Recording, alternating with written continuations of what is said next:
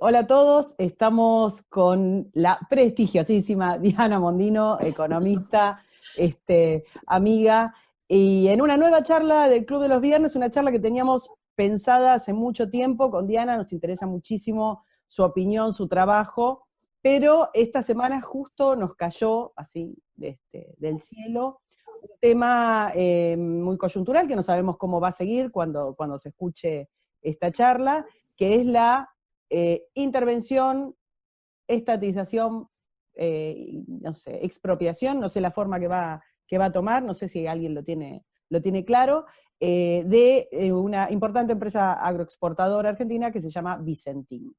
Entonces, le voy a preguntar a Diana cosas de Vicentín, pero en que en realidad no le quiero preguntar sobre Vicentín, le quiero preguntar esto como ejemplo del país,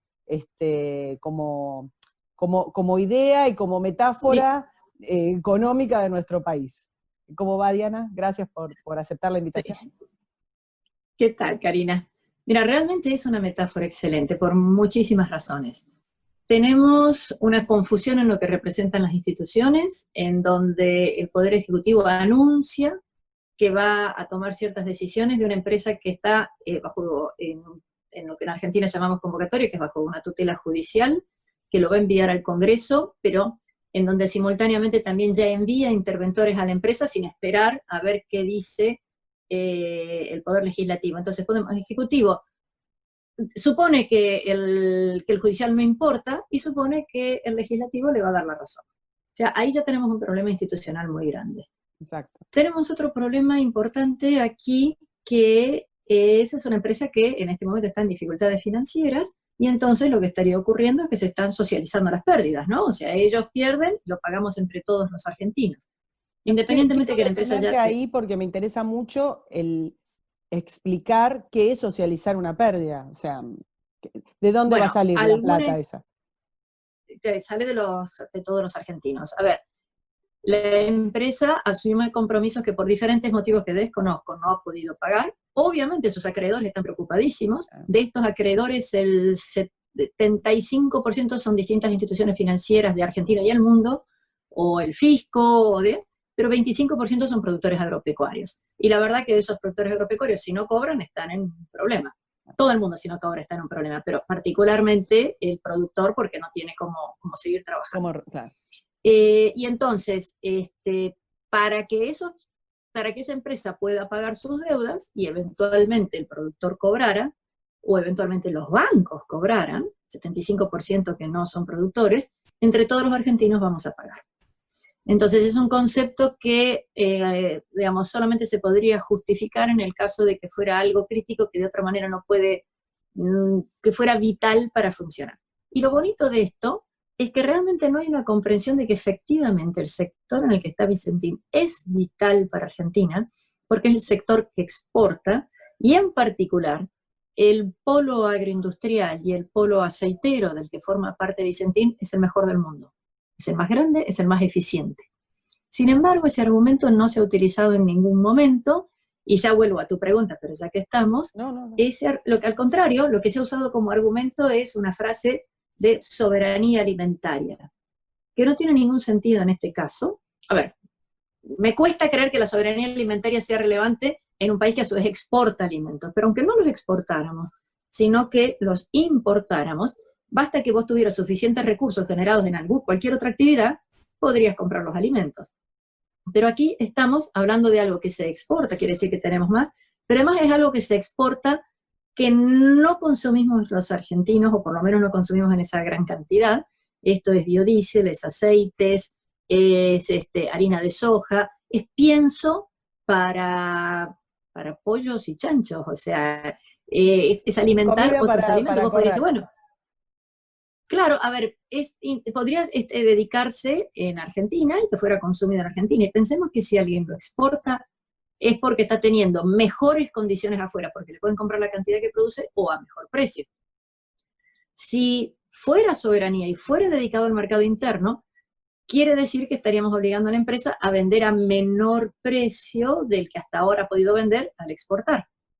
Y si era una empresa que estábamos en dificultades, y encima la obligas a vender a menor precio, pues tendrá más Más dificultades. pérdidas, claro. Entonces, el concepto no tiene sentido desde el lado que lo mires, o sea, porque no es algo que comemos, porque no tenemos un problema de necesidad de ese tipo de cosas, porque la soberanía no se maneja de esta manera, y porque hay un problema estructural, económico, financiero, dentro de una empresa que tiene pérdidas y que por eso está con, no sé si tiene pérdidas, tiene problemas de liquidez, por el cual no ha podido pagar sus deudas, estaríamos entre todos haciendo.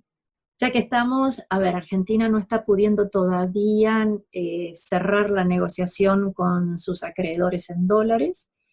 Uno de los puntos en discusión, hay varios, pero uno de los puntos en discusión que desde que Argentina no paga, pues han ido transcurriendo intereses.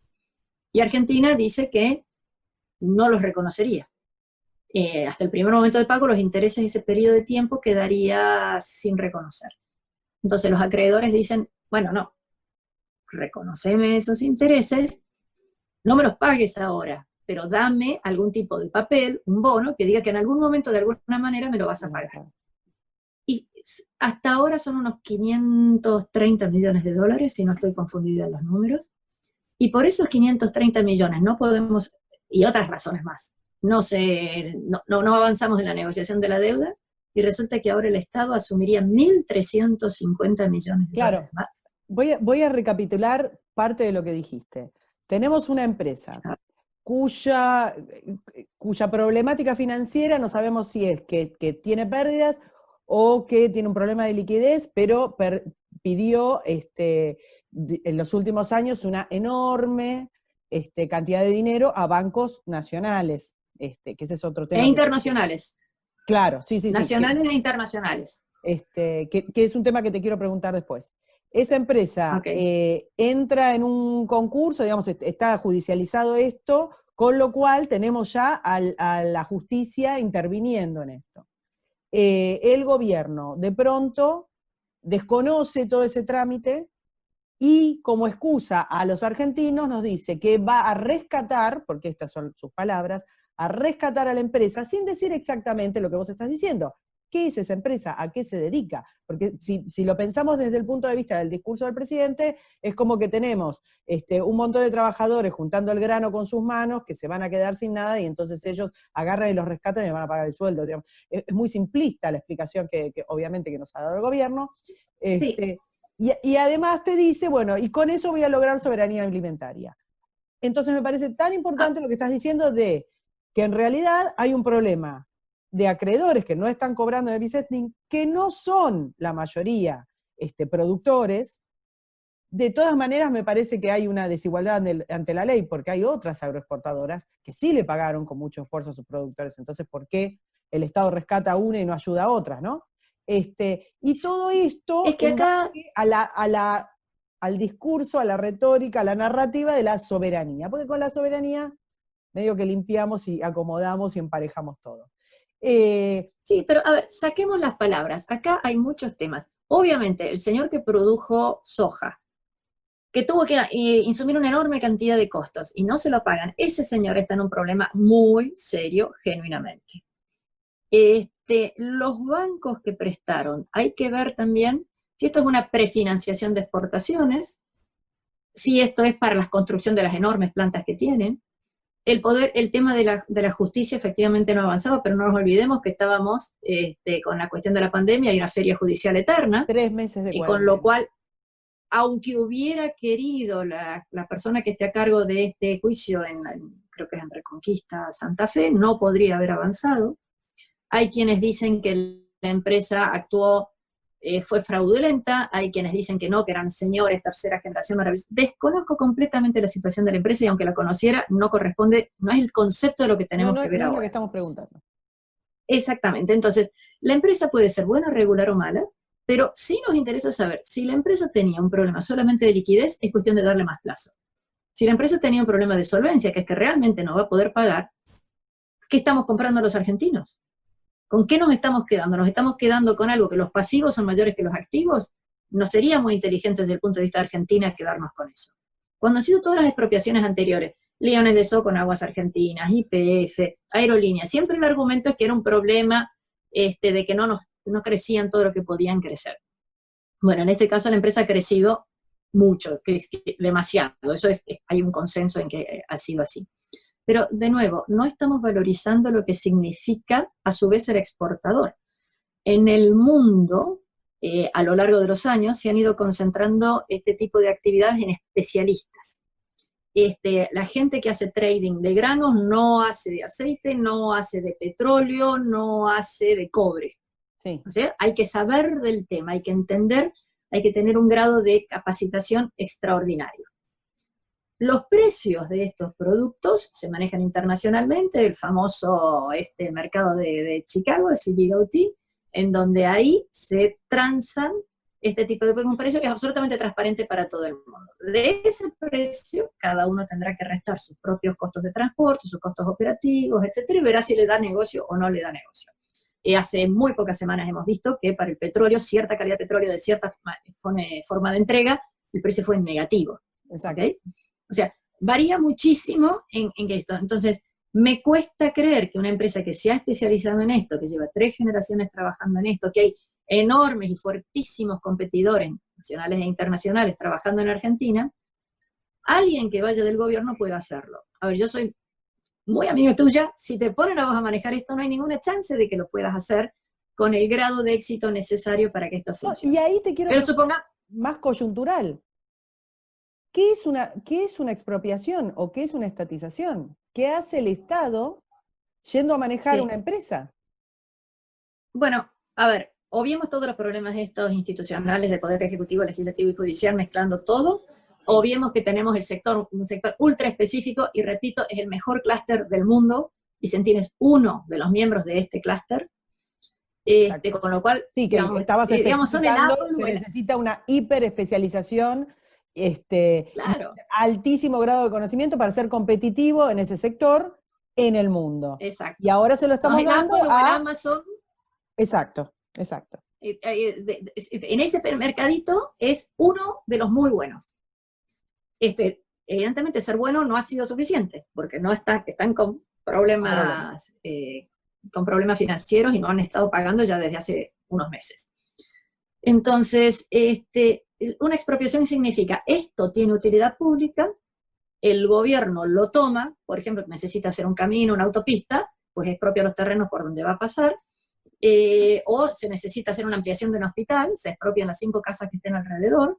Entonces, esto es una utilidad que todo se va a recibir, se indemniza a los que han perdido sus activos, con una tasación que en Argentina en este momento, después voy a ese tema, es muy compleja, se me acordar de que hablemos de eso, y entonces se le entrega dinero al dueño de esos activos para que el Estado pueda utilizar, con el fin que sea una autopista, un hospital o lo que venga, esos activos.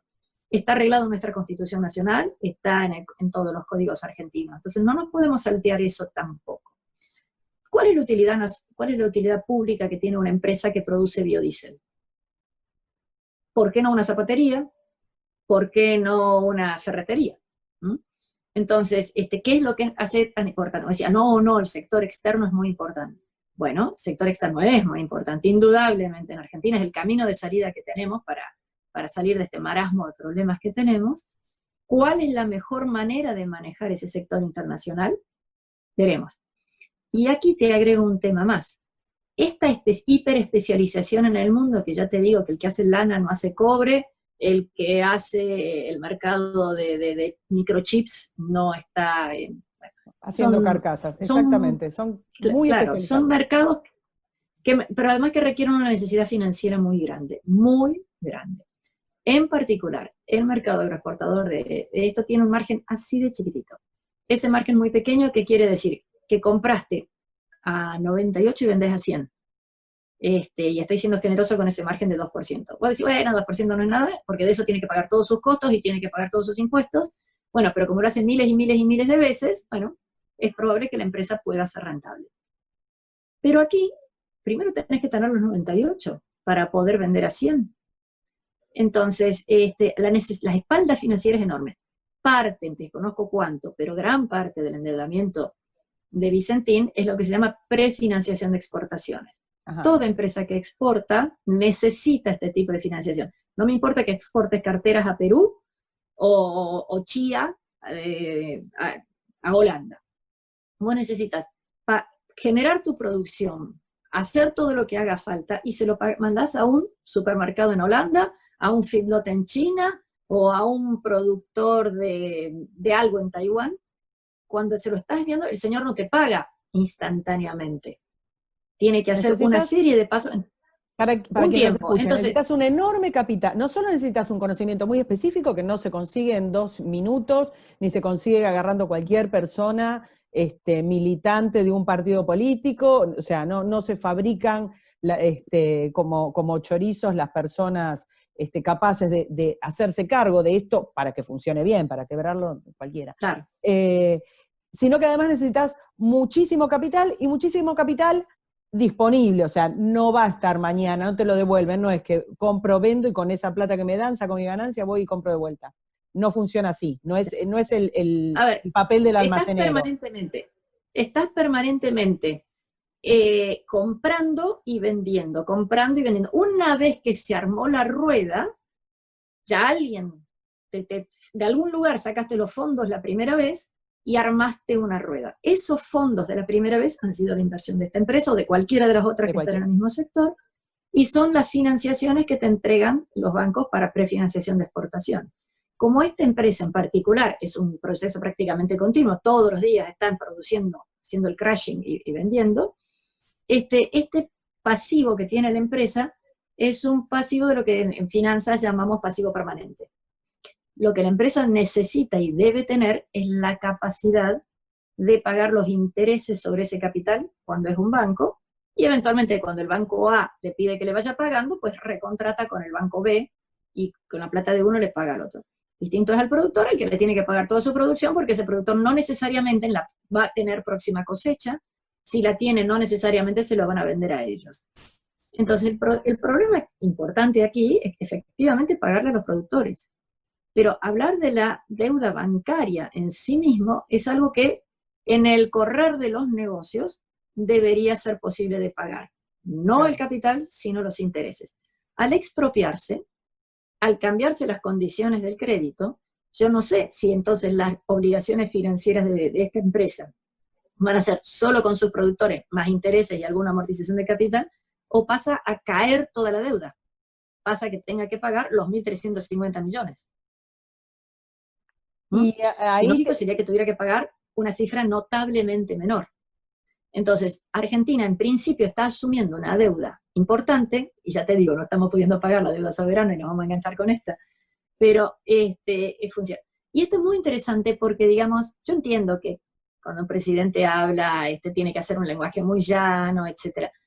Pero en vez de explicarnos a los argentinos la enorme importancia que tiene el sector agroexportador, en vez de apalancarlo, de ayudarlo, en vez de hablar con los otros competidores, decir, muchachos, me ayudan a manejar esto entre todos, etc., al contrario, pareciera que se estaba intentando separar a la empresa del resto. Supongamos que la gestión fuera exitosísima, que realmente la nueva intervención haga las cosas mucho mejor que los anteriores, que no fuera un país quebrado, que no fuera un país con déficit el que está tomando esta empresa, sino que fuera un país que tiene enormes recursos para poder manejar esto. Y supongamos que tuviera la gente apropiada para manejar esto. ¿Cuánto le pagás a la empresa en la expropiación? Claro. Porque lo que vale una empresa es el valor de sus activos, o sea, el galpón que tenía, o vale el flujo futuro de sus negocios. Entonces, en una empresa vos decís, es el valor futuro de sus negocios más el valor de salvataje de los activos. O sea, ok, el galpón no lo necesito más, lo vendo por $1, por $1.000.000. ¿Cómo me dirías cuánto vale un activo tan hiper especializado como es una fábrica que hace crashing o biodiesel o no sé cuál de todas las cosas en un lugar bastante particular de Argentina como es Reconquista? O las cosas que hay en Puerto Rosario? ¿Cuánto vale? ¿Vale el balance? No tenemos ajuste fiscal. ¿Vale la evaluación fiscal? Y todos sabemos que dicen cualquier cosa, porque en realidad les interesa mucho más modificar la tasa que se cobra de evaluación fiscal que el valor intrínseco. ¿Vale lo que cada acreedor ya se ha hecho ese proceso? ¿Vale lo que acababa de vender un pedacito de una compañía? 17% para que suma la mayoría a alguien. Todos sabemos que el último 1% de una compañía vale más que el pedazo anterior. Que se negoció antes. ¿Cómo haría el Estado para saber cuánto vale esta empresa y cuánto debe pagar? Y ahí entramos en un tema muchísimo más resbaladizo, que es, ¿la empresa eran buena gente o hicieron un fraude? No lo sé. Si era buena gente, corresponde que le paguen. Y si hicieron un fraude, van a hacer todo tipo de chanchullos para conseguir que les paguen más todavía de lo que valía la empresa. Sí. Entonces, ya tenemos en cualquiera... sobrada experiencia nosotros con el caso con las idas y venidas de lo que nos salió YPF. O y el Aguas caso de Argentinas, no te olvides, y Aerolíneas, no te olvides, Chicones, no te olvides, así hay varias. Pero de nuevo, en todas partes del mundo, ¿cómo identificás el verdadero valor con el cual habría que indemnizar? Entonces, Argentina está asumiendo una deuda por una empresa que no necesariamente es empresa en marcha, porque no sabes si cuando le pagues a los proveedores actuales, ese proveedor actual va a seguir pagando. Bueno, entonces, perdón, resumiendo para no entrar tanto en este caso, demuestra un desconocimiento muy importante del funcionamiento genérico del principal negocio argentino. O sea, tenemos autoridades que no tienen por qué tenerlo, pero digamos, cuando se pusieron a estudiar este tema, tal vez deberían haber profundizado de cómo funciona el sector particular en el que está funcionando esta empresa. Tenemos una posible promesa de pago, si esto avanza, de un país que no está en condiciones de pagar, que le está diciendo a otros acreedores, a vos no te puedo pagar. ¿Cuánto más contentos estarán los productores agropecuarios de que ahora, si Vicentín quería seguir, le iba a tener que vender algún pedacito de sus múltiples empresas a alguien, que con eso cobrarían, versus que ahora que van a recibir, nadie sabe cuándo ni cómo, un papelito del Estado. Con el agravante que te interrumpo un segundo ahí, de que poner que yo soy uno de los productores que a quien Vicentín le debía, y ponerle que logro cobrar una parte en bonos, o andás a ver. Fenómeno. Hasta ahí. Yo no le vuelvo a financiar al Estado, porque ahí sí que sabes que cuando te paga, estamos en pleno default. Entonces, esa rueda de la que hablabas, ponerle que salves la ropa y decís, bueno, está bien, lo que me debían lo cobro más o menos como puedo y apoyo esta situación porque creo que el Estado es más seguro que me pague que una quiebra de Vicentín. No tengo idea. Claro, pero por eso, el punto es... ¿Cómo sigue? ¿Cómo sigue la ruedita? Porque yo después, productor, no le vuelvo a vender al Estado. Ya sabemos que paga tarde, mal, si paga. Bueno, eso de no entender cómo sigue la ruedita es genérico. Lo estamos viendo en Argentina muy patético en este momento, muy, muy, muy fuerte, con el tema de la cuarentena y la pandemia, cómo han reaccionado muy distintos países del mundo. Me estoy alejando de Vicentín, pero digamos, cómo han reaccionado distintos países del mundo ante dejar el país mucho más quieto de lo que estaba. En otros países del mundo se le ha dado dinero a los desempleados. Personas. En otros países del mundo se le ha dado el dinero a la empresa para que la empresa le pague al desempleado. En Argentina hemos dicho, y hay libertad de contratación. ¿Sabes cuánto es el desempleo en China en este momento? 120 millones de personas. Todos vemos con escándalo lo que ha subido el desempleo en Estados Unidos, que es una tragedia social. Sí, igual tuvo una caída esta semana muy importante el desempleo. Bueno, pero digamos, es un problema social impresionante. Claro, pero en China son 120 millones de las personas desempleadas. En Estados Unidos son unos 30 millones, allá son 120. ¿Ok? Entonces, miramos luego. Cada país ha ido reaccionando como puede. Criticamos, los medios de prensa critican muchísimo a Bolsonaro en Brasil por cómo ha actuado. Él ha dicho múltiples veces, Brasil no puede pagar, o Brasil no puede pagar. No, tenemos que seguir trabajando, no podemos parar. Porque él entiende que hay una enorme masa de economía informal. Y obviamente está teniendo resultados con respecto a la cuarentena, a la pandemia, que no son halagüeños. Sin embargo, México está teniendo exactamente lo mismo. La misma actitud con respecto al trabajo, la misma problemas como son estados federales, entre que el presidente dice una cosa y los gobernadores quieren hacer otra, que hay gente que respeta, que hay gente que no respeta, hay gente que no puede respetar aunque quiera. Entonces hablamos siempre de los resultados de Brasil y no hablamos de los resultados de México. ¿Por qué? Porque te cae más en los medios, cae más simpática la ideología de un gobernador que del otro. Exactamente.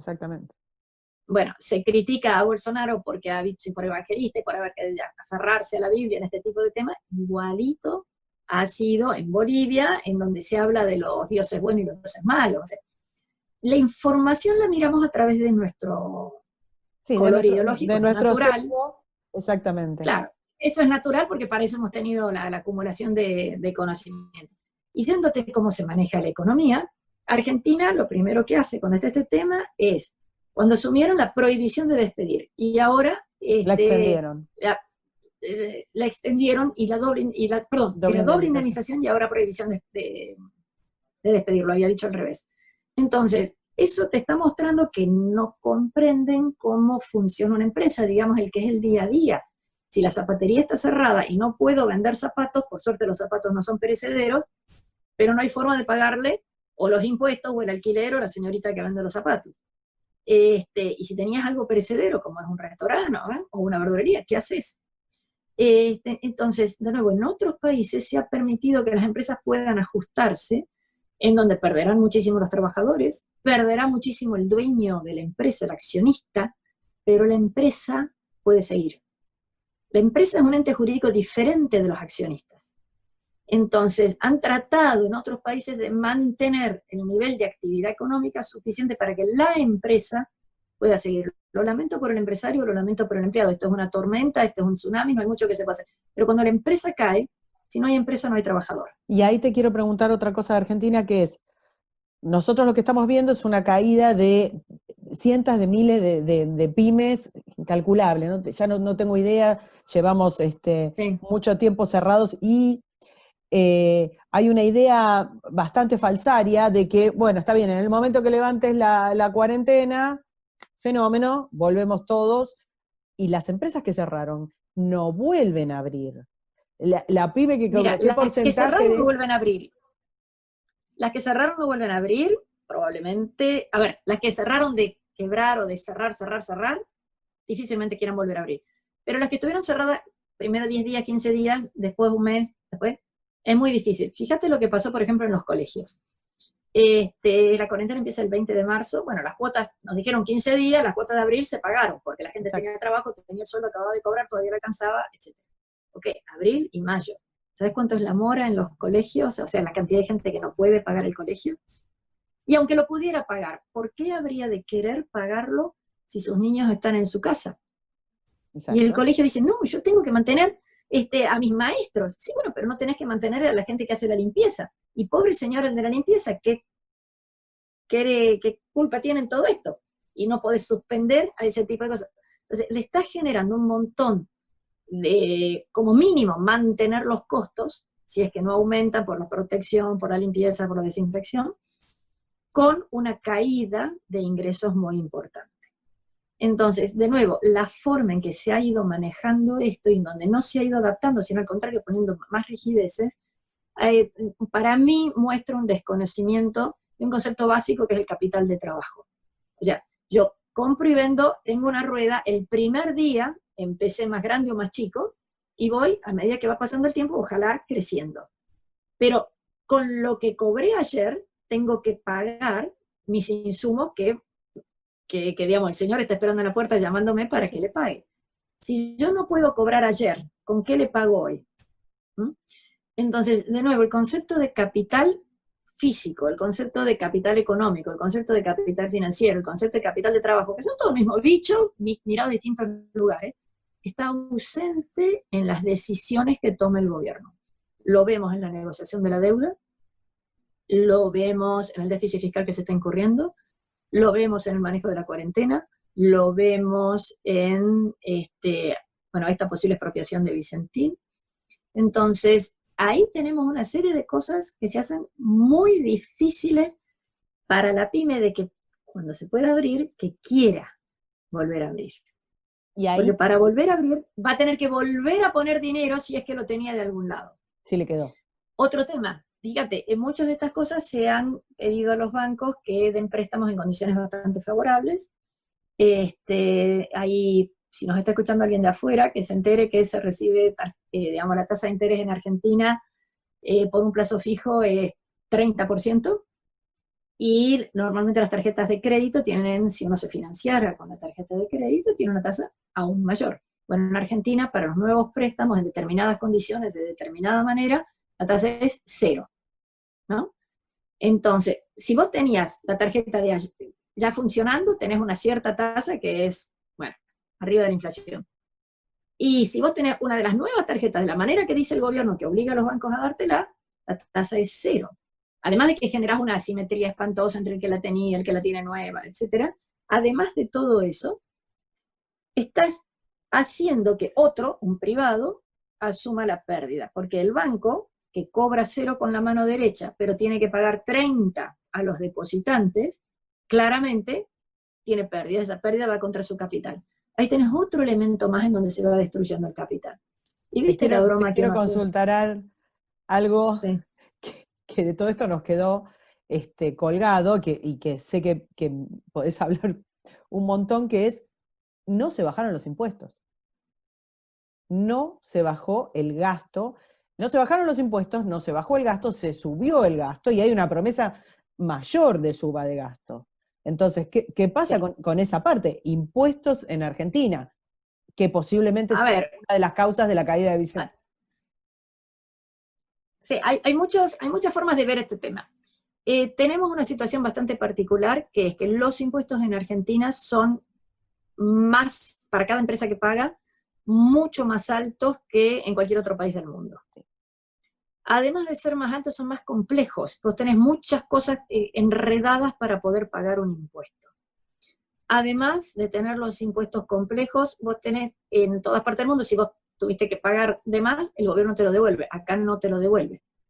Además tenemos anticipos de los impuestos. O sea, si el año pasado te fue bien, este año también tenés que pagar asumiendo que te va a ir igual de bien que el año pasado. Y por definición, este año estamos todos cerrados, así que a ninguno nos va a ir como nos fue el año pasado. Pero además en Argentina tenemos impuestos sobre stocks y sobre flujos. Ya volvamos a eso después. Pero al tener impuestos que no han bajado y gastos que han subido, el gobierno podría decir, no, yo estoy tomando medidas de prudencia fiscal. Estoy tratando de que el déficit no se me desmadre. Es un argumento. Otro argumento pudiera ser, mira, si mantenés este nivel fiscal y encima con las empresas cerradas, estás fomentando, acelerando, empujando a las empresas a la quiebra. Entonces, cuidado con cómo estás manejando este tema, porque la situación se puede estar complicando más de cómo estaba. Ahora hay un nuevo impuesto que sería a los más ricos. No entremos en eso, hablemos solamente de los impuestos a las empresas. Porque las empresas... ¿Sabés que quiero hablar? Claro, porque quiero hablar de impuestos. A mí me parece que hay un tema, a ver, hay un tema medio de discurso social que nada tiene que ver con la economía. Tanto vos como otros economistas han explicado que el impacto real del impuesto a los ricos, cual sea el diseño, ya me perdí en los montos y en quién lo apoya, en quién no lo apoya y cómo lo aplicarían ni la única vez. Ya sabemos cómo funciona la única vez en Argentina. En todas partes, no solo acá, en todas partes. Esto es definitivo por ahora, es la frase. Sí. Pero bueno, no quiero desvirtuarme, porque cuando vos metes un tema de impuesto a los ricos, en realidad lo que estás haciendo estás haciendo una telenovela, estás tratando de que la gente se focalice en el resentimiento o en la envidia o en algún factor de que, bueno, los ricos por ser ricos son absolutamente malos y entonces que paguen y que sufran como el resto. Entonces estás incentivando, digamos, un factor social y de propaganda que en realidad, digamos, respecto del impacto real sobre la economía, se ha explicado que no tiene ningún impacto serio, que no va a modificar nada, que no va a mejorar nada. Entonces me parece que cuando ponemos el tema del impuesto a los ricos, lo que estamos haciendo es desvirtuar el tema real, que es el impuesto de los pobres, porque lo que vos estás diciendo claramente es, ¿con qué emisión, con qué deuda, con qué vamos a pagar, Vicentín, o el gasto, y es algo que te quería preguntar, el capital social, lo que sea que esto sea, el capital de estos rescates, de estas salvaguardas, de que el gobierno esté pagando, el gobierno paga parte de los salarios. Todo este discurso, ¿con qué lo vamos a pagar si no es con el 21% de la polenta de los pobres? Entonces, por eso no quiero entrar en el discurso del impuesto a los ricos, porque el impuesto real bueno, vos lo vas a explicar mejor que yo, de dónde va a salir todo esto, es de la trama impositiva en la que están metidos los pobres, no los ricos. Claro, a ver, distingamos, tenés impuestos a las personas y a las empresas. Yo estaba hablando de los impuestos a las empresas, vos estás mencionando el de impuesto a las personas. En general, en otras partes del mundo, siempre hay algún tipo de impuestos que podés copiar. Argentina va y copia todos, porque cualquier argumento que uno usa, te dicen, no, pero en Suecia tienen el impuesto tal, no, pero en Irlanda tienen el impuesto cual, pero el asunto es que te los ponen todos, ¿no? Entonces ahí, de nuevo, el problema que tenemos en Argentina no es solo que los impuestos sean altos, y que por supuesto recaen, por eso cada vez hay más pobres, más pobres, más pobres, porque no hay empresas que puedan contratar gente. Tenemos pocas empresas muy débiles, mucha inestabilidad, con lo cual el accionista de esa empresa, en cuanto ve un mango, trata de llevárselo, o se va de vacaciones con su mujer, que tiene todo el derecho del mundo, y entonces cada vez hay menos empleo, menos empleo, menos empleo. Ni siquiera el empleo público puede compensar. Pero lo que tenemos en Argentina es una inconsistencia muy grande en el tipo de impuestos. Nosotros cobramos impuestos a los stocks y a los flujos. O sea, si una empresa gana dinero, perfecto que pague. Podemos discutir si está bien el 2%, el 6%, el 35%, o ahora menos dividendo, no sé qué que tenemos, bueno. El número lo vamos a discutir. En otros países, Argentina, como tasa impositiva corporate, o sea, las empresas si no es la más alta del mundo, había dejado de ser la más alta del mundo con la reforma del 2015-16 que hizo Frigerio, pero eso se suspendió, así que no sé cómo estamos ahora. Pero estaremos en el podio lo tenemos estamos asegurado. ahí, la medallita. Bueno, entonces, en eso tenemos. Pero el stock, ¿qué es? Bueno, vos fuiste haciendo algo, generaste algo, con el flujo que vos ganaste, pagaste un impuesto, y lo que te queda, podés fumar marihuana o comprarte un Lamborghini, hacé lo que quieras. Ya es tuyo, ya pagaste el impuesto. Bueno, en Argentina no tenemos ese concepto. Con lo que ganaste, con lo que te quedó, no podés hacer lo que quieras. Estoy destacando que es lo que te quedó como ahorro, porque obviamente uno tiene que vivir, y ahí está el componente de IVA que mencionabas, claro. O tienes que pagar zapatos, ¿ok? O sea, cada uno va gastando de lo que es ahorro. Ese ahorro vuelve a pagar impuestos. Porque ese ahorro, si es financiero, te cobran, en pesos te cobran además el impuesto inflacionario. No hay ningún mecanismo en el cual vos puedas ahorrar en Argentina que no tenga un impuesto. Por ese ahorro que vos tenés además, ok, pagaste por el flujo, pagás por el ahorro, y de lo que te queda de ese ahorro, que siempre te queda algo, lo vas juntando sobre ese stock que fuiste juntando, que es, por ejemplo, mi casa, es el ahorro de 20 años, volvés a pagar. En todas partes del mundo vos me dirás si se paga por la casa. No, se paga por el servicio, se paga porque te recogen la basura, por la iluminación, por la seguridad. Que también acá vos pagas ese impuesto. Claro, vos pagas ese impuesto y el otro. Entonces, el problema de Argentina es que hay esta piramidación de impuestos. Consecuencias. Tenemos además ciclos políticos que vamos de un lado para el otro, además ciclos económicos que no siempre dependen de Argentina. Entonces hay poca posibilidad de acumular, y a los que pueden acumular, poco incentivo a acumular. Claro. O si acumulas, no te lo acumulas acá, sino que te lo llevas a algún otro lugar. Por ejemplo, el colchón. Entonces, si no hay empresas, no hay empleado. Si no hay empresas, no hay empleado, no hay trabajador. Toda la defensa de los trabajadores, que me parece un tema extremadamente valioso en el mundo, y ha sido uno de los grandes progresos de la humanidad, sobre todo en el siglo XX, en donde se ha generado una calidad de trabajo para las personas extraordinariamente mayor en lo que ha habido en la historia de la humanidad. Sí, sin duda. Esa protección del empleado tiene que llegar hasta el límite en que no peligre la vida de la empresa. Además, acá tenemos un sistema de indemnizaciones, etcétera, que no es bueno, pero también dejemos ese pedacito por un momento. Viste que vamos a tener que hacer la miniserie, te digo que... Ok, bueno, pero digamos, no tenemos posibilidad de que se crezca. Aquí las empresas tienen que sobrevivir, insisto, no el accionista necesario. A lo mejor Vicentín hubiera funcionado perfecto, supongamos que no servían, o eran inútiles, o eran fraudulentos, los dueños anteriores, fuera, chau, los accionistas anteriores, y viene un señor con plata que le cobra a la empresa, y claro, la maneja de nuevo diferente. Entonces, a un centavo yo me la compro a Vicentín, aunque no la sepa manejar, ¿ok? De alguna manera, todo tiene un precio. Entonces, lo que tenemos que hacer aquí es tratar de que las empresas sigan vivas, que tengan alguna posibilidad de sobrevivir. ¿Por qué es tan difícil? Uno de mis primeros trabajos cuando yo estaba terminando la facultad o al principio eran temas de desarrollo económico. Y he seguido leyendo mucho sobre el tema, los Nobeles del año pasado, Esther Duflo, etcétera, maravilloso, todos hablando de la pobreza. ¿Cómo se sale de la pobreza? Definamos primero qué es pobreza. Ese es un tema crítico en Argentina.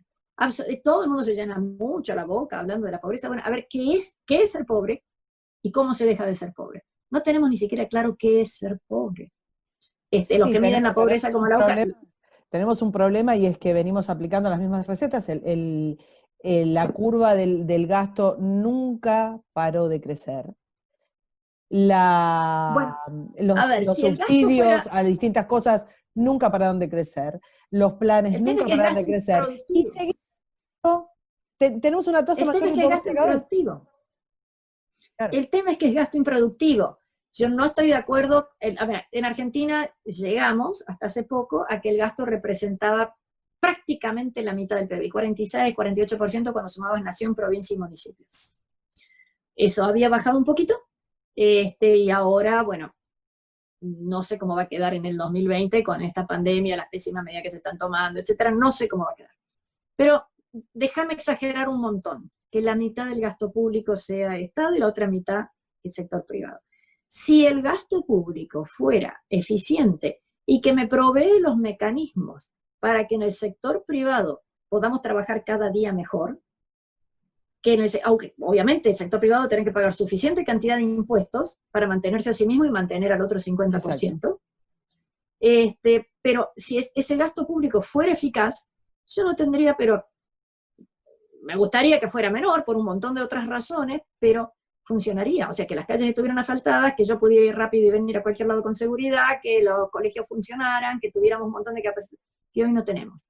Gran parte del gasto público es un gasto ineficaz. Y en algunos casos no es ni siquiera ineficaz, es gasto que no debería existir porque es un gasto que está compitiendo con el sector privado.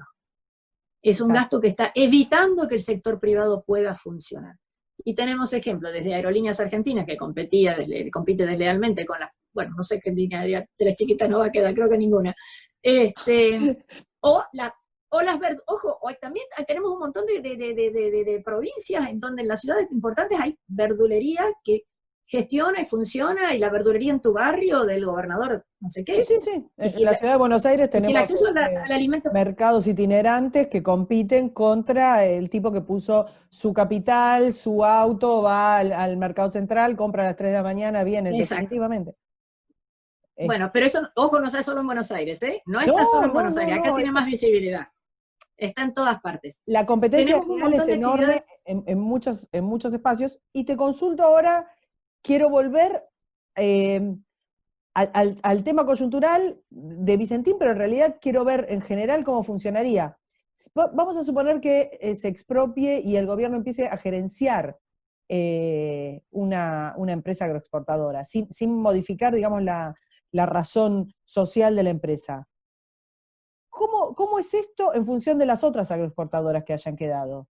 ¿Cómo va a ser esto? Mira, esto es una caja de Pandora. Por empezar, no está claro, pero yo no tengo claro, hoy, cuando estamos hablando de esto, probablemente más adelante sí esté claro. Vicentín era un grupo económico en donde vos tenías, el crushing de soja, pero también tenés acopiadores de miel. También tenés una enorme capacidad de producción en algodón, bodegas, en vino. Sí. O sea, entras en todas esas, que no tengo la menor idea si estaban pagando o no a sus proveedores, o entras solamente en la de biodiesel, porque la soberanía exportadora alimentaria con el algodón no me va, ¿no? O sea... no, y con el vino, imagínate que con el vino menos. No, ese sí, hasta ahí me animo, hasta ahí me animo. Pero bueno, tenemos acá una situación muy particular. De nuevo, yo hoy desconozco si involucraba todo el grupo o solamente alguna de las empresas. Si involucra a esa empresa, ¿vos qué harías si sos el competidor? A ver, hay 5. Este es Vicentín. ¿Vicentín va a mantener las mismas condiciones que tenía antes? con mejor financiación, bueno, estos 4 van a hacer lo mismo. Pero si es una empresa testigo, ¿qué quiere decir testigo? Que va a pagarle más a los productores para que mejoren. Bueno, si esta paga más, estos otros van a tener que tratar de pagar más, y si no consiguen pagar más, ellos van a perder también. Si Vicentín pagara menos a los productores, porque al fin y al cabo, si no le alcanzaba la plata antes, ¿por qué le va a alcanzar? de alguna manera va a tener que reducir sus costos, y a lo mejor una de esas reducciones de costos fuera con los productores, estos se van a quedar con todo el mercado. O también van a bajar, con lo cual van a crecer en su rentabilidad, porque a este le van a empezar a dar los costos, quiere decir que esto que ya les daba van a estar mejor, y el pobrecito productor, ¿qué le va a pasar? ¿Le van a pagar menos todavía? La Junta Nacional de Granos, cuando empezó en Argentina, estoy hablando de los años no sé cuánto, 30 por ahí, era para darle un precio sostén al productor, para pagarle más. El gobierno ponía la diferencia. A medida que fue pasando el tiempo, eso se fue desvirtuando, inventamos las retenciones, etc. Las retenciones es un invento argentino. No hay ningún país del mundo que tenga un concepto similar a las retenciones.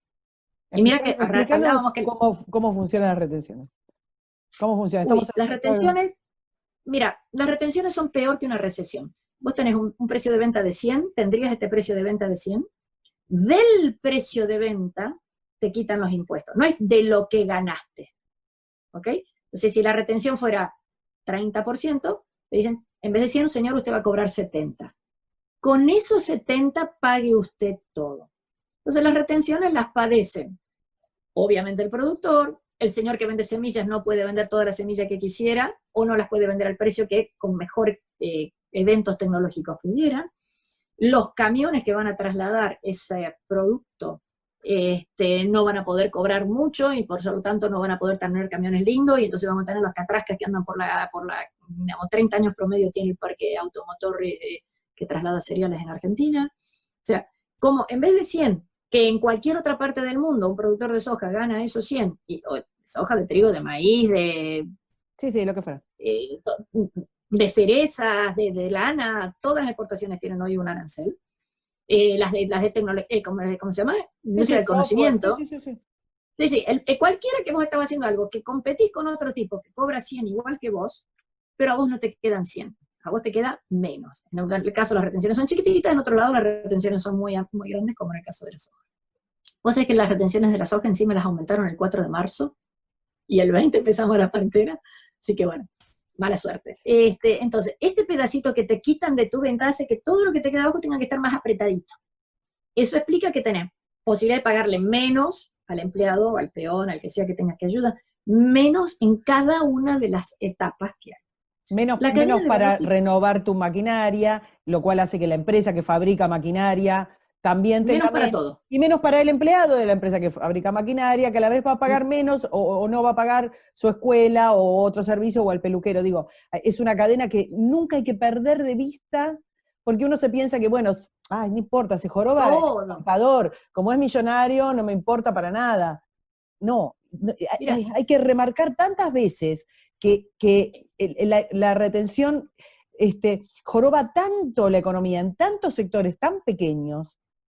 Mira, al único que no joroba la retención, al único que no joroba es el exportador. El exportador propiamente dicho, ¿quién es? Archer Daniels, aceitera general de ESA, Vicentín, Cargill, esos son los exportadores. Ese señor dice, en soja se fijan que la soja vale 100, que a él es el que tiene que pagar físicamente la retención. Entonces, de 100 que me van a pagar el exportador,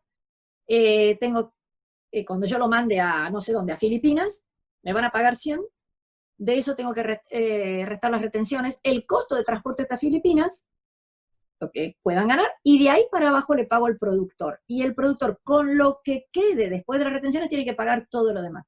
Entonces, el único que no tiene un efecto instantáneo sobre la capacidad de producción es el exportador. Cuando decimos, hay que pagar los exportadores, pues si el señor exportador más, no están liquidando los exportadores, otra frase que se escucha muchísimo ahora, no se liquidó en marzo. Bueno, no sé si nos estará escuchando alguien de afuera, pero probablemente en Argentina mismo hay mucha gente que no sabe. El Paraná llegó a su nivel más bajo en, no sé, 100 años. Por lo tanto, los puertos estuvieron cerrados, primero por la pandemia, porque había un intendente que no te dejaba pasar, después porque la gente se asustó, y después porque el barco no podía llegar. hemos estado prácticamente 25, 27 días en donde el puerto no pudo funcionar, Puerto Rosario. Entonces, claro, no hubo liquidación. ¿Qué va a haber liquidación, muchachos, si el barco no lo puedo subir al barco? Y agradezcamos que tenemos un producto que no es perecedero y agradezcamos que, digamos, bien acondicionado. Pero ojo, acondicionar eso cuesta platita, ¿no? O sea, el día que vos tenés en stock no solo es un día que tenés costo financiero, sino que tenés que tener una serie de los benditos hilos famosos, esas cosas enormes que uno ve cuando va por la ruta, eso cuesta plata. Entonces, si vendiste 30 días más tarde de lo que creías que ibas a vender, ya tenés un gasto mayor del que creías. Bueno, entonces volvamos a las retenciones. Las retenciones funcionan como cobras menos. Como cobraste menos, te alcanza para menos cosas. ¿Cuál es la menos cosa que básicamente más rápidamente haces? Tecnología. Si vos pudieras comprar una semilla un poquito mejor, a lo mejor tendrías mejores resultados de rendimiento.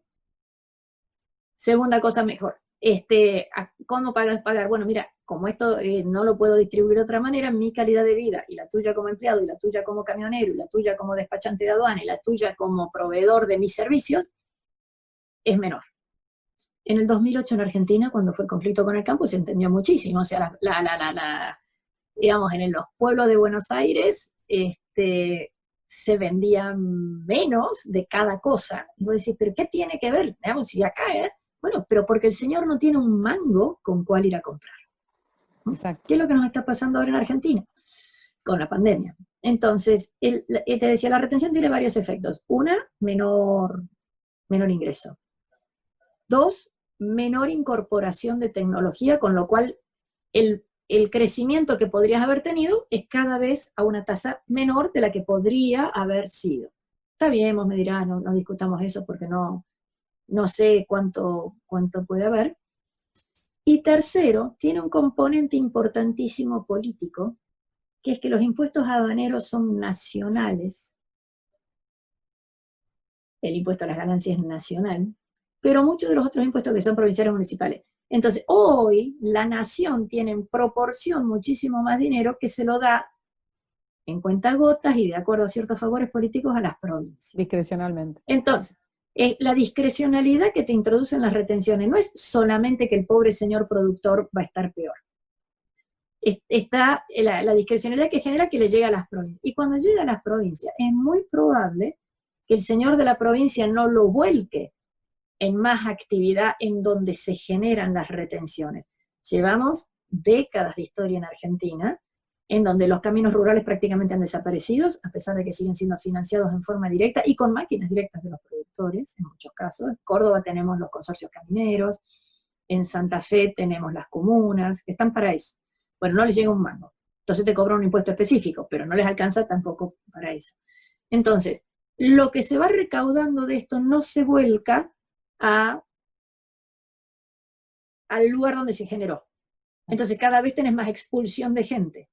Y se da la paradoja que todos sabemos, y esto terminemos para hablar del tema de la pobreza, que es el más importante de Argentina. Si vos le pagás muy poquito a un señor que está levantando la cosecha en algún lugar, o que está cuidando las ovejas en la Patagonia, o que está recogiendo con la mano arándanos o cerezas en algún lugar, el señor dice, por trabajar me pagan esto. Si me voy a la ciudad, aunque vive en una villa, mis hijos tendrán un futuro mejor. Exactamente. ¿No? Y perdón, además tengo subsidio. Ahora tenemos este festival de financiación, que la verdad que no había muchas otras formas de hacerlo.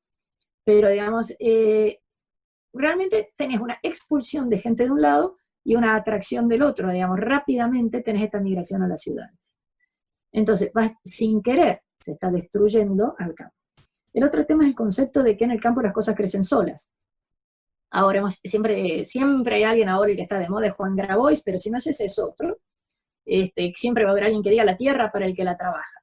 La experiencia en el mundo siempre ha sido muy compleja con eso, porque la tierra para el que la trabaja, hay que trabajarla, hay que saber trabajarla, hay que tener los instrumentos para trabajarla. No hay un solo ejemplo de reforma agrícola planificada del Estado en la historia de la humanidad que haya sido exitoso. No existe. Pero, a ver, ni siquiera internamente, digamos, yo he trabajado, no he tenido la oportunidad de trabajar con empresas agropecuarias bastante grandes, en donde dicen, bueno, lo apartamos en 4 cuadraditos, pongo 3 muchachos acá, 3, 3, 3, y vayan organizándose entre ustedes y vaya funcionando entre ustedes, etc. Y es tan la necesidad de capital que hay. El tractor, ¿quién lo usa? ¿Lo usas vos o lo uso yo? Bueno, Exacto. te lo alquilo. Ah, entonces los contratistas son malvados. ¿Y qué? Si no hay contratista, entonces me tengo que comprar yo el tractor. ¿Con qué voy a comprar el tractor? Además, no voy a comprar un tractor para este pedacito. Si tengo que comprar un tractor, más vale que no tenga un pedacito, sino que tengo uno grande. Eso es algo que falla mucho, que creo que fallamos mucho en términos generales los liberales para explicar que tiene los grandes capitales, monopolios. Bueno, no hay un desarrollo de tecnología, un desarrollo científico en una pequeña parcela. Es necesario en algunos momentos y en algunas actividades que exista, que rinda, que tenga sentido una inversión. Una inversión, lo que estabas diciendo, una inversión en una pequeña parcela, ¿quién la va a hacer? A ver, Karina, no es solo un tema de los liberales. En Rusia hubo y hay gigantescas explotaciones agropecuarias, porque tenías que aprovechar de alguna manera coordinar todos estos esfuerzos. Los Claro. kibutzim en Israel, coordinamos por eso los digo, esfuerzos. fallamos en explicar la necesidad de la gran inversión. O sea, ¿cuál es la lógica de la gran inversión? O sea, allá también tienen la gran inversión, y la manejaban de otra manera. La diferencia era quién se quedaba con el esfuerzo, Claro. quién era el que coordinaba. Pero siempre, necesariamente, esto va hacia la necesidad de amortizar la inversión, el capital, lo que haya, en mucho. Los señores que hacen explotar, digamos que descubren nuevos eventos de semillas, ¿no? Esa es una inmensísima inversión. Una vez que tenés la semillita, si te da 3 granitos de arroz o 7 granitos de arroz, obviamente, una semilla es mejor que la otra. Bueno, para eso existen las patentes. La patente también es capital, ¿no? Que lo que vos puedas patentar para que otros aprovechen. Y no le vas a vender la semillita solamente al vecino, ya que estás, tratas de venderla en el mundo. Argentina tenemos un verdadero lío con las patentes también. Es muy complejo el tema.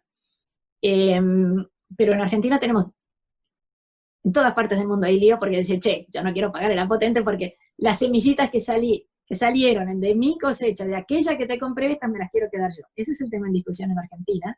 Pero también, otro del cual no se habla, que no reconoces ni siquiera la patente inicial. Y si un señor quisiera descubrir algo y descubre una semillita que en vez de 3 granitos no te da 7 ni 20, sino 100.000 granitos, a ese señor le resulta muy difícil patentar lo que se llama ese evento. ¿No? O olvídate de eso, un señor que descubra una nueva tapita para la Coca-Cola que funcione de alguna otra manera y que sea más barata de hacer, ese señor le cuesta mucho tener patente en Argentina. En Argentina no se reconoce cómo funciona eso. Eso no es una cuestión liberal. En Rusia tenés el funcionamiento de ese tipo de cosas, en China tenés el funcionamiento de ese tipo de cosas. Está clarísimo en todas partes del mundo que tiene que haber un incentivo para que alguien quiera inventar algo, pagar todos los impuestos que tenga que pagar. Es 5 veces más impuestos que le tiene que pagar, pero lo que le queda a él. Claro. Y aquí no lo tenemos. Entonces voy. Patentes, impuestos, seguridad jurídica. Mirá todos los temas que nombramos y quiero cerrar con la idea de esta charla que como vemos tiene 2000 derivaciones. ¿Hay luz al final del túnel con este panorama? Y si hay luz, a ver, siempre hay luz, ¿de dónde viene? ¿Cuál es el lugar donde tenemos que decir, mira, es por acá? Muchachos, empiecen por acá. Siempre hay luz. A ver, vos tenés que ver, bueno, la luz está allá, ¿cómo hago para ir para allá? Argentina tiene 4 caminos, es un privilegiado como país que tenemos 4 caminos, tratemos de afrontar. Sectores que podrían crecer mucho. Está bien, hoy estamos hablando en pandemia, es diferente, o sea, el sector turismo, la verdad, está castigadito en todas partes del mundo. Tenemos el sector energético, está muy castigado por decisiones gubernamentales de precios congelados, de tasas de interés, etc. Pero podría haber un poquito más de razonabilidad. El problema es quién paga todo lo que se ha ido acumulando simplemente en este último año de tarifas congeladas, quién paga todo eso. El sector del conocimiento, que es mucho más que pibitos haciendo software o diseños, dibujitos, gaming industria gigantesca. Tenemos monstruos como Globant, como Mercado Libre. O sea, tenemos empresas muy grandes que se han dedicado a eso, y muchísimas chiquititas que uno no sabe, y muchísimas que trabajan en negro, porque quién sabe si mandaste el software a otro lado. Y la agroindustria. 4 sectores, 4. Decime qué país del mundo tiene 4 motores. Cualquiera de esos 4 que vos lo liberes es muy importante. Y vos me vas a decir, no, pero yo no estoy en ninguno de esos 4. Momentito, vos podés ser el que le vende las zapatillas al que limpia los vidrios de la oficina, del despachante de aduana, del tipo que le hace los trámites a alguna de esas 4 industrias. Vos podés ser el contador que le hace los papeles al empleado no sé qué. Vos se puede hacer el juicio del divorcio de la mujer de nuestro tipo que la pegó. O sea, tenés 20 formas de integrarte en estos sectores. Nueva Zelanda, ¿qué sectores tiene? Tiene el sector inicial, ya se ha diversificado mucho en Nueva Zelanda, pero tenía básicamente ovejas, para lo cual desarrolló alfalfas de una calidad genética extraordinariamente en el mundo, o vamos a decir, no, como tenía las alfalfas mejores del mundo, entonces desarrolló las ovejas para que se lo coman, desarrolló la lechería, como desarrolló las ovejas, la lechería y la alfalfa, desarrolló la industria de electric fencing, ¿cómo se llama? De esto de los alambritos eléctricos para contener los animales. Bueno, con eso que se va generando uno alrededor del otro. Yo no sé qué estaba primero, si obviamente tienen un clima especial, pero dado que tenés el clima, hiciste la alfalfa, hiciste las ovejas, hiciste la leche, tenés una de las industrias lácteas más potentes del mundo, todo en base a una cosita. Argentina tiene que entender que tenemos el inmenso privilegio de tener 4 cositas que te permiten hacer infinita variedad de cosas. Aprovechémosla. Aprovechémosla y no les peguemos en la mano a los tipos que le están haciendo. Mantener la porquería de impuestos actuales. Mantener el cepo delirante que tenemos actuales. Pero no me pongas un poquito más. No me sigas agregando más problemas. Entonces, eso es una de las cosas. Pero vos querías terminar con esto, pero yo quiero tratar otro tema. Hay luz al final del túnel si nos damos cuenta mínimamente que alguno de esos 4, no te digo los 4, dale un poquito a cada uno de esos, o alguno de esos, y la cosa va para adelante. Pero me falta un tema súper importante. Acá en la pandemia lo hemos visto. Los colegios están cerrados en muchos lugares del mundo. Todavía están cerrados en algunos otros lugares. El rol de la familia hacia los hijos. ¿Cómo es la educación que reciben esos hijos? Acá nos hemos embanderado si estaba bien o estaba mal que el gobierno hiciera sus propios manuales para los pibes y que era ideologizado. No importa que lo hubieran puesto a Einstein a dar clase en vez de esos manuales. El punto es, ¿cuál es la organización social que Argentina tiene que tratar de tener? ¿Cómo incorporamos a la mujer genuinamente en el mercado de trabajo? Tenemos el Ministerio de la Mujer, la cuestión de género, todo ese tipo de cosas que nos sirven, que si una más, que si una menos, que si labor. Y la señora tiene que estar en su casa y no puede hacer ningún otro tipo de actividad.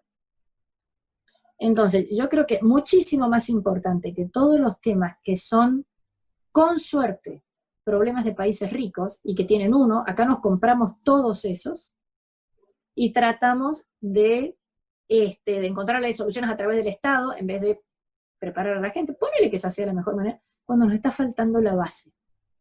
El desempleo en Argentina es mayoritariamente de mujeres, el analfabetismo que hemos vuelto a tener en Argentina, exacto, después de Sarmiento hemos vuelto a tener, hay menos en las mujeres que en los varones. La capacidad de terminación del colegio todavía es mejor en las mujeres que en los varones, pero ya sabes que la repitencia y el ausentismo y básicamente el abandono es muy grande. Tenemos el 40% de la población abandonada. No me digas que darle 10.000 pesos funciona, porque si en vez de 10.000 le doy 1.000.000, van a seguir igual. Entonces, lo que necesitas es preparar ese tipo de cosas y utilizar toda la fuerza de la familia, no quiero hablar de la mujer, de la familia, y en 10 años somos otro país. Qué maravilla escucharte. Bueno, Diana, vamos a terminar por hoy. Hicimos nada, una puntita del iceberg, tocamos millones de temas que me gustaría mucho profundizar.